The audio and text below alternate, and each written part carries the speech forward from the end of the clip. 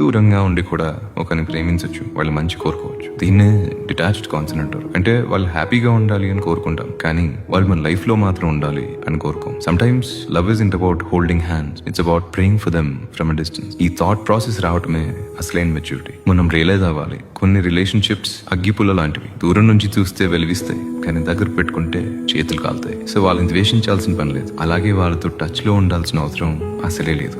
నువ్వు బాగుండు కానీ అక్కడే ఉండు అని అనుకోవటంలో ఎలాంటి తప్పు లేదు. ఇది సెల్ఫిష్నెస్ కాదు, ఇది ప్యూర్ గా సెల్ఫ్ ప్రిజర్వేషన్. ప్రేమ ఉంది కదా అని ప్రతిసారి దగ్గరికి వెళ్ళి దెబ్బతినాల్సిన అవసరం లేదు. మనం కోరుకునే అందరూ మన లైఫ్ లో ఉండాలని లేదు. కొందరు దూరంగా ఉన్నప్పుడే వాళ్ళ విలువ, మన మనశ్శాంతి రెండు సేఫ్ గా ఉంటాయి. గుర్తుపెట్టుకో, కొందరిని వదిలేయటమే నువ్వు వాళ్ళకి ఇచ్చే అతి పెద్ద గిఫ్ట్, మరియు నిన్ను కాపాడుకునే అతి పెద్ద ధైర్యం. అండ్ మన పేజ్ ని ఫాలో చేయడం మర్చిపోకండి.